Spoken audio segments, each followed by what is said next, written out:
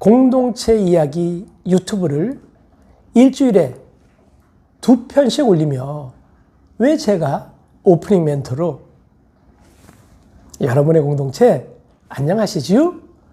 라고 문안 인사를 여쭙는 그 첫 번째 이유를 여러분의 공동체 안녕하시지요?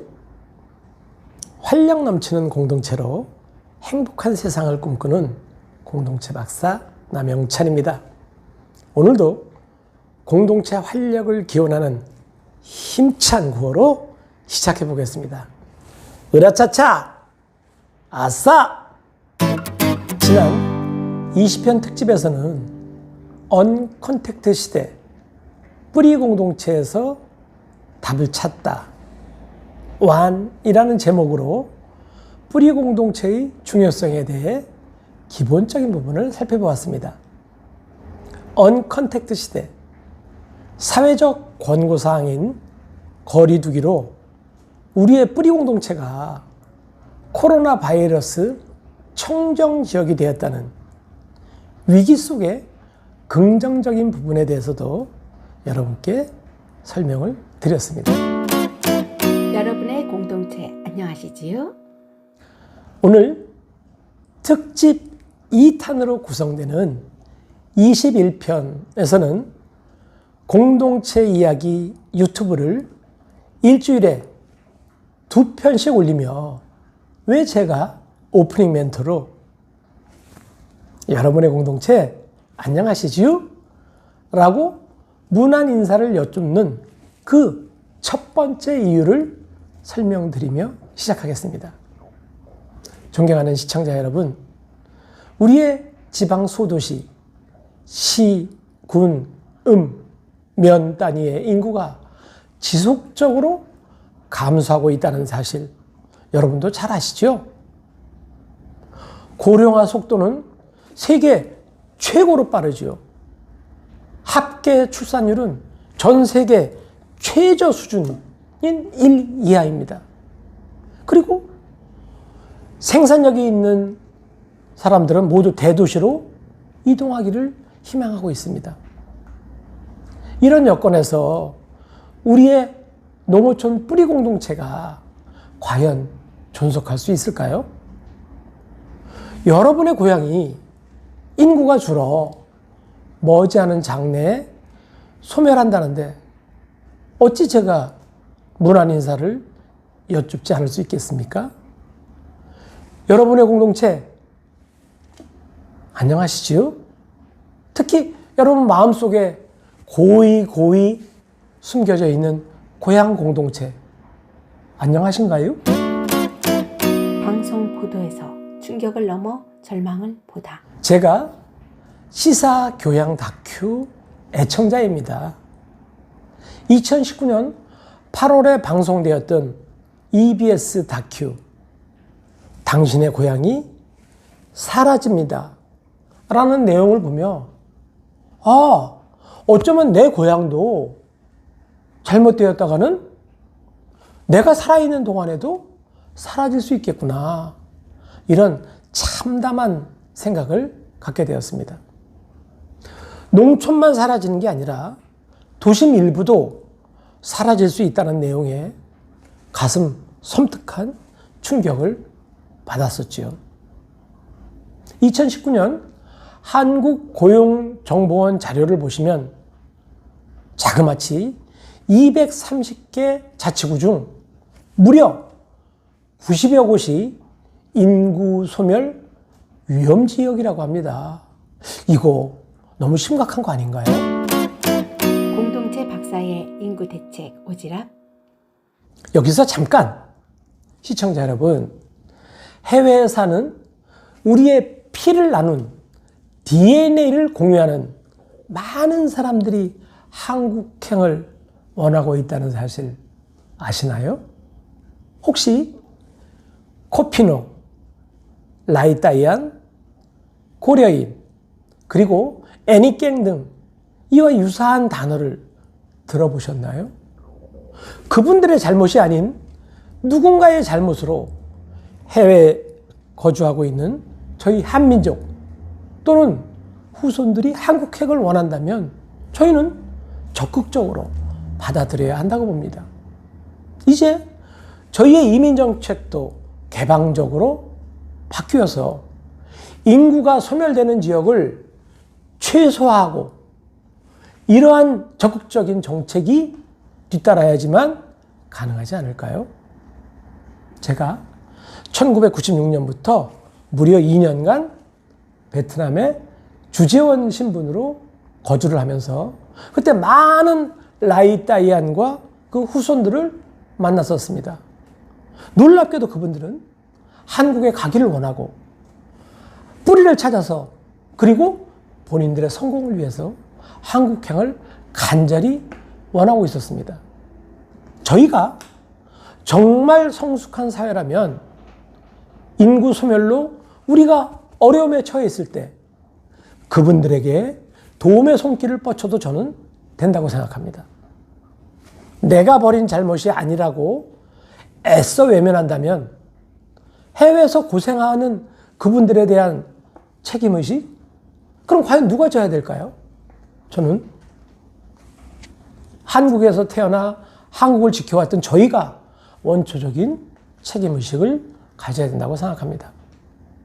물론 저는 정부 관계자도 인구학자도 아닙니다만 국민의 한 사람으로서 인구가 줄고 뿌리 공동체의 대표격인 농어촌 마을이 소멸되면 안 된다는 원칙론에 입각해서 제 생각을 정리해 보았습니다. 이제 우리가 선진국 반열에 올라서려고 한다면 거기에 맞게 품위 있게 행동해야 되지 않을까요? 제 오지랖이 너무 넓다고요? 맞습니다. 그럼 지금부터 제 전공인 뿌리 공동체 문제로 다시 돌아가 보겠습니다. 농어촌 지원 방향의 재검토. 제가 2019년부터 정부 자문위원으로 활동하고 있습니다. 지방에 소재한 농어촌을 다니며 제가 느낀 점은 우리 정부의 지원 정책이 너무 보여주기식이며 주민 위주가 아닌 관 위주로 진행되어 정작 뿌리 공동체 주민들에게 별로 도움이 되지 못한다는 걸 알게 됐습니다. 그리고 이러한 지원을 통해서 자칫 주민공동체 갈등 원인이 제공되지 않는가 이런 우려도 하고 있습니다. 일례로 제가 만난 많은 뿌리공동체 리더그룹 주민들은 한결같이 마을에 사업이 진행되어 나랏돈이 차라리 들어오지 않았더라면 지금보다는 우리가 덜 싸울 수 있었을 것이라고 말씀하십니다. 즉 주민의 무지를 탓하며 주민을 도외시하고 진행되는 현행 관주도의 지역개발은 결국 주민들의 갈등 요인을 유발하기 십상이라는 점입니다. 뿌리 공동체가 중심이지요? 저는 뿌리 공동체가 재정적으로 주민 화합 측면에서 튼튼해야 우리 뿌리 공동체의 미래가 확실하다고 봅니다. 고령화로 인한 노동력의 저하, 온난화로 인한 생업 피해 등을 해결하기 위해 뿌리 공동체를 세분화하여 주민들이 협동, 단결, 화합하는 정도에 따라 주민 교육을 통해 뿌리 공동체 주민의 삶을 윤택하게 소득을 높여드릴 수만 있다면 과거 도심으로만 향하던 중장년층, 젊은 층의 발걸음을 다시 돌릴 수 있다고 저는 감히 생각합니다. 도심에서 치열하게 경쟁하며 사는 것보다 어느 정도 소득이 보장된다면 아름다운 자연과 함께 덜 경쟁하는 뿌리 공동체에서의 삶이 저는 충분히 경쟁력을 갖춘다고 보는 것입니다. 유휴지는 젊은 층에게 조합 형식으로 임대하게 하여 소규모가 아닌 대단히 큰 규모의 농업을 가능하게 하면 우리의 농촌이 변화되며 원주민에게는 윤택한 삶을, 이주해서 들어오는 젊은 층에게는 새로운 희망을 주지 않을까요? 바보야, 답은 스마트팜이야. 저는 우리 농어촌의 가장 큰 특징 중에 하나인 고속화되어 있는 고령화 문제, 그리고 온난화를 대표하는 기상재해, 이런 문제를 극복할 방안 중에 하나로 저는 스마트팜을 제안하고자 합니다. 저는 스마트팜 전문가는 아닙니다만 상식선에서 생각해 보면 노동력이 절감되고 고령화된 어르신께서 저하된 노동력을 바탕으로 할 수 있는 일이 스마트팜에 적합하다고 보고, 또한 온난화로 인한 피해를 예방하고 계획적인 농사가 가능하기에 스마트팜을 제시하는 것입니다. 지금처럼 시, 군, 구, 읍면 단위의 광역 지역의 주민의 편의시설 수준의 사업을 진행하는 것보다 뿌리 공동체를 대상으로 교육하고 조직을 구성하여 주민들에게 소득 향상을 가능케 할 방안으로 적합하다고 보는 것이지요. 물론 지금처럼 관주도로 할 것이 아니라 스마트팜 작물 선정부터 운영 조직과 관련된 교육 및 지도를 철저히 하여 주민 주도 방향으로 진행되어야 하는 것은 두말하면 잔소리겠죠.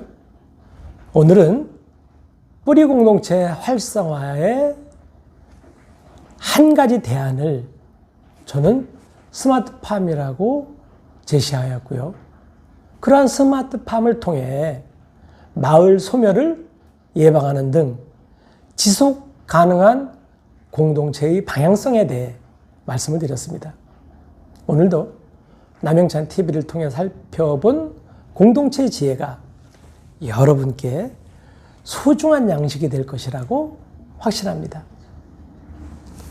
다음 편은 앞서 설명드린 대로 공동체 활력 코칭의 두 번째 단계인 컨텐츠 설계 및 개발 단계에 대해 준비하겠습니다. 끝까지 시청해 주신 여러분은 공동체 문제 해결사, 공동체 히어로, 영웅이 분명합니다. 그리고 여러분이 최고십니다. 당신 최고! 정말 최고!